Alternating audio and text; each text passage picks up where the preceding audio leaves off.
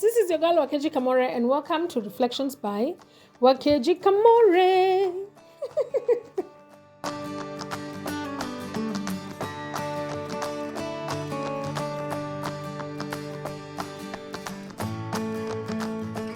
We have been going through the book of First Kings, and just so that you know, if you like percentages, let me tell you, we are 63% done with the book of First Kings. We are past half. We have gone above average.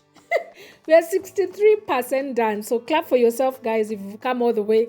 I really, really, truly appreciate you. If you're here for the very first time, please remember to subscribe, remember to hit the notification bell, and to share this with someone else, because the word of God really needs to be heard. We are going through the book of First Kings. We are in chapter 15, which I'm going to be reading from the NLT version. And then after that, I'm going to be sharing my lessons with you guys. So kindly stay till the end of the chapter. All right, let's see. So at this point, Abijam is a king. Who is Abijam? Abijam is the son of Rehoboam. Who is Rehoboam? Rehoboam is the son of Solomon. Who is Solomon? Solomon is the son of David. Nataka tuendelea hivyo mpaka tuacha tufikie hapo. So Abijam began to rule over Judah in the 8th year of Jeroboam's reign in Israel. Please note, at this point, when Abijam is becoming king, Jeroboam is still king of the northern kingdom. So bado hajadai, bado yuko tu. Anangojea tu kwa sababu God has already given a warning about how he's going to die, about how his bodies are going to be eaten by dogs, others by vultures. So yake iko jikoni.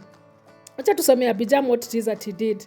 So Abijam ruled over Judah in the 18th year of Jeroboam's reign in Israel. He reigned in Jerusalem for 3 years, and his mother Maacah, his mother was Maacah, the granddaughter of Absalom. He committed the same sins as his father before him, and he was not faithful to the Lord his God, and his ancestor David had been. But for David's sake, the Lord his God allowed his descendants to continue ruling and shining like a lamp, and he gave Abijam a son to rule after him in Jerusalem. For David had done what was pleasing in the Lord's sight, and had obeyed the Lord's commands throughout his life, except in the affair concerning Uriah the Hittite. Higher. There was war between Abijam and Jeroboam throughout Abijam's reign. The rest of the events in Abijam's reign and everything he did are recorded in the book of the history of the kings of Judah. There was constant war between Abijam and Jeroboam. When Abijam died, he was buried in the city of David, and then his son Asa became the next king.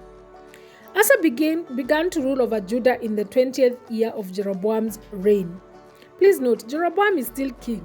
At this point, these guys have already gone through 3 kings. Let me see actually how many kings they have gone through. They have gone through, Rehoboam and Jeroboam became king at the same time. So Rehoboam has died, Abijam has come, Abijam has died, Asa has come, and Jeroboam is still king in the northern kingdom. Alright, tuko pamoja mpaka hapo? Alright. So Asa did what was pleasing in the Lord's sight. Oh, finally, we have a king doing great things. And as his ancestor David had done, he banished the male and the female shrine prostitutes from the land and got rid of all idols his ancestors had made. He even deposed his grandmother Maacah from her position as queen mother because she had made an obscene Asherah pole. He cut down her obscene poles and burned it in Kidron Valley. Although the pagan shrines were not removed, Asa's heart remained completely faithful to the Lord throughout his life. He brought into the temple of the Lord the silver and the gold from the various items that he and his father had dedicated. Ametoa vitu za bronze, zimetolewa. Sasa ameleta vitu za silver na gold, at least. There was constant war between King Asa of Judah and King Baasha of Israel. King Baasha of Israel invaded Judah and fortified Ramah in order to prevent anyone from entering and leaving King Asa's territory in Judah. All right, let's pause there and just figure out who King Baasha is. So by the time Asa becomes king, King Jeroboam was king in the northern kingdom. And then after King Jeroboam, there was a guy called Nadab who ruled for 2 years, and then there was Baasha. So Baasha was the longest serving king in the side of northern kingdom that was reigning as at par with Asa. So Asa was king for 41 years. You guys, this guy was king for a while, for a long, long while. But now Nadab had come, ruled for 2 years, died, and Baasha was now king in the other side, which is the northern kingdom. And that's what they say, that there was constant war between the two of them. So Asa, let me see where we have Fikad. So King Baasha of Israel has invaded Judah and has fortified Ramah in order to prevent anyone from entering or leaving King Asa's territory in Judah.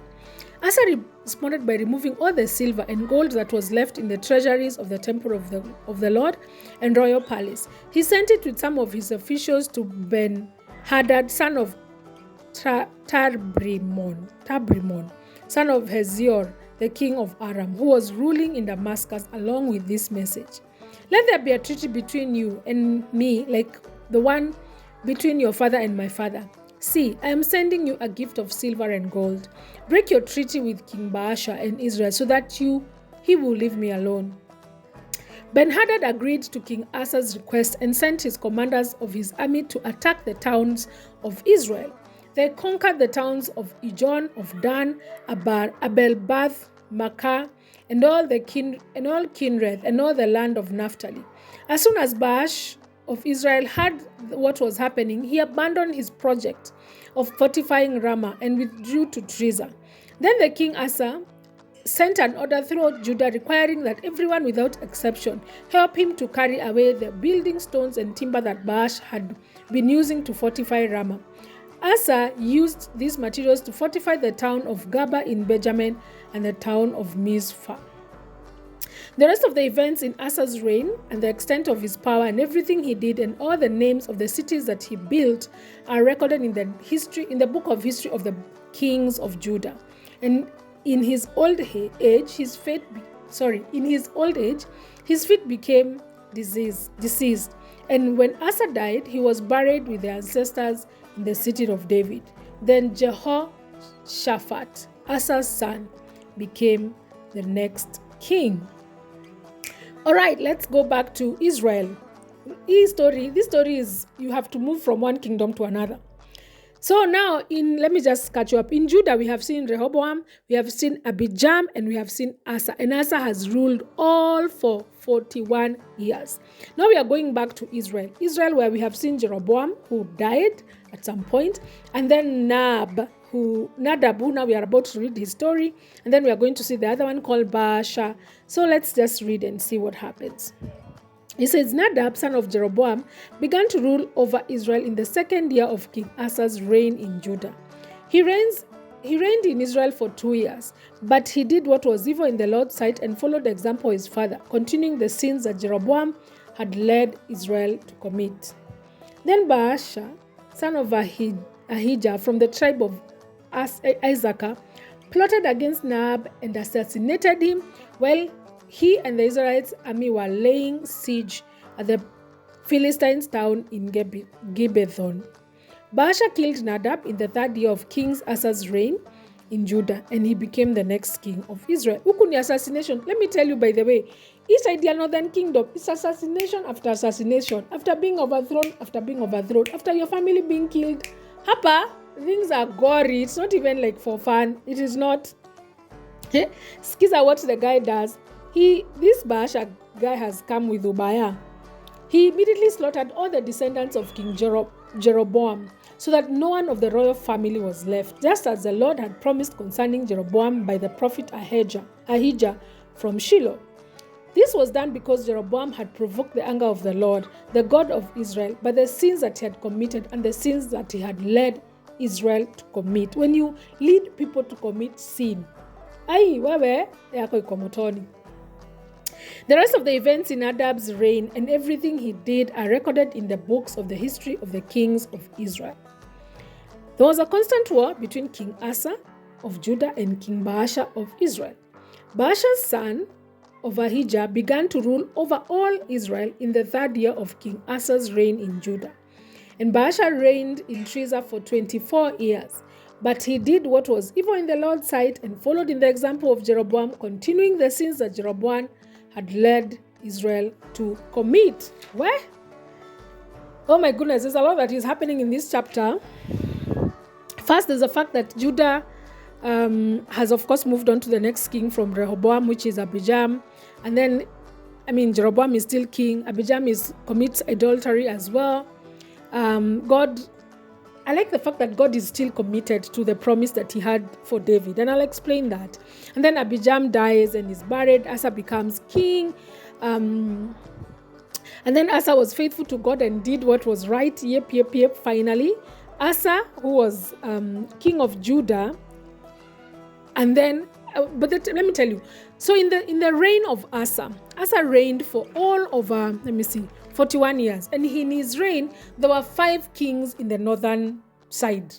So Asa was king in the southern side for 41 years. The other side, there was just assassinations, people dying, kings being killed. 5 kings went through the whole reign of Asa on the other side. So Asa dies, and then his son becomes king, and that is where we have left it at, where Jehoshaphat has become king. So one of the things that I noticed is God's commitment in fulfilling the promise to those that love him. God was so committed to fulfilling the promise that he had promised David, because he had told David, for as long as you do things that are right, as a matter of fact, that covenant didn't even have a 2-side. God was just like, I will, because you've honored me and because you have not worshipped any other God, I will make sure that there will always be a king from your lineage in Judah. There will always be a king from your lineage in Judah. And that is exactly what God is doing. If you look at this other side for the northern kingdom, the people who are becoming kings are not necessarily it's not like the son of the previous king. Some of them are commanders who just killed the king. Some of them are servants. Some of them are just people God collected from somewhere. Like now, that Jeroboam guy was just a servant of Solomon at that point. And God just made him king. But if you look at the people who became king, all the kings that became kings in the side of Judah, they all came from David. It was someone son of someone, someone son of someone like it was son. It wasn't like just a random person who came and became king. So God is so committed to fulfilling this promise that he has given David, even if it means it's just that guy is just going to be a king over one tribe, the tribe of Judah. It is fine, so long as God promised it. He is going to fulfill it, and he's so committed. He's just like, our kings wengine wote wanakuja wanafanya vitu mbaya, apart from this one king that we've seen now, Asa, who's doing the right thing. All the kings that have come have done really bad things, but God is not looking at them. God is looking at, I made a promise to David, and I must fulfill it. Can you imagine God saying that about you? That I made a promise to you, to this person, because she was like this or he was like this, and I must fulfill it. It doesn't matter where she's living. It doesn't matter what's happening in her life. I must fulfill this promise because she did what was right. That's just amazing. I love that. The other thing that I notice in this chapter is that God rewards good behavior. Because if you look at the kings that have become kings since Asa became king, there are 5 in this other side. But because Asa did what was right in the eyes of God, God allowed him to rule for a long time. 41 years. Let me tell you, in the other side, Kukwa Northern, there's even a guy who was king for 7 days. 7 days. There was another who was king for a month. There was one who was king for like 1 year. Like, people are just being killed and whatever. But God was like, you know what? Asa is a good king. He's doing what is right in my eyes. Let me give him more years for him to rule and to be a king. So God does reward good behavior. Good behavior is rewarded. Hiyo ni ukweli. Wakati mwingine it doesn't feel like that, but it really surely is rewarded. So 2 things, God will fulfill his promise no matter what, and he's super committed to fulfilling that. And number 2, good behavior is rewarded. This is your girl Wakeji Kamore, and this has been Reflections by Wakeji Kamore. See you tomorrow.